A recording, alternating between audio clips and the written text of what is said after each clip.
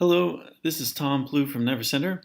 I'm going to show you in this video the latest beta for Silo 2.4. We have a previous beta for 2.4 on our site right now. It's Windows only.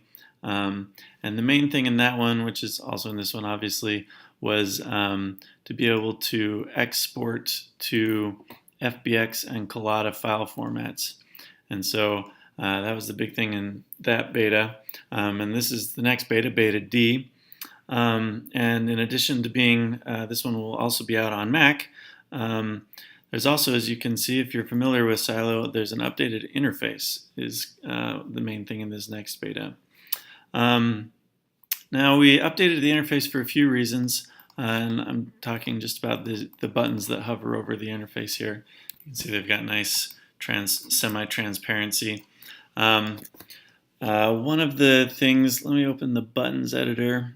We just simplified this a good bit. It was kind of complicated how it was before. All of your old interfaces, if you made custom interfaces, will still work with this. But if you want to do new ones, we've made a sort of a simpler system where the button pages are the things that you can move around, and not the buttons themselves. They all just go in one of these auto-sorting lists. And so you can, if you want, you can move a button page to be positioned elsewhere on the screen. But most people end up just using the default interface. So anyway, but this comes with a few other benefits also. One of the other ones is that it works on Retina displays on Mac or high DPI displays on Windows, so like the Surface Pro or something. So these buttons, the old buttons were totally image based, and they were from many years ago before high DPI displays were a thing. These ones are designed to be they use system text and a high resolution image behind them, so they'll work on those displays. Another nice thing about this is, again, the old buttons were totally image based. Since these ones are using system text, that will make it much more easy to do internationalization, which we haven't done before, but which we're hoping to do pretty soon with this. Now,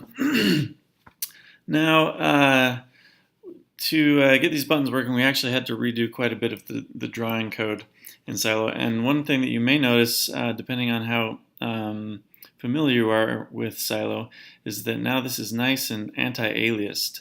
And that was one of the bonuses that we picked up from redoing some of the drawing code, is that now in the, if I go into the display settings, you can see the anti-aliasing you can set right here.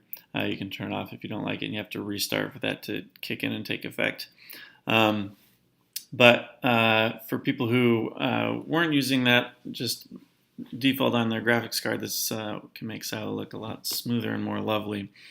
Benefit also with this is that doing the anti-aliasing, we had to redo the selection code, since it draws into it was drawing into the back buffer in OpenGL to do this nice selection where you can, not be even over the model and it will select the nearest face. But some people, when they had anti-aliasing on their graphics card, it was causing issues where it would do weird selection things. And so we updated the selection code to use a custom frame buffer object. And so now that should work all nice with anti-aliasing and everything.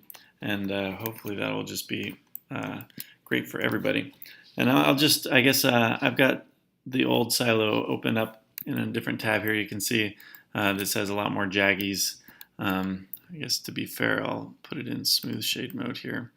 But this is the old buttons and the old non-anti-aliased interface. And then here are the new buttons and the new anti-aliasing. And because of this, using this new drawing code, also the minimum version that we're aware of right now that this will work on Mac is 10.10, which is a few years old. So hopefully everybody basically will be up to date and still be able to run that on Mac. And on Windows, it should go back quite a ways still. So those are the main things I have to show you. And we'll have this beta up on our site within the next couple of days, hopefully. Thanks.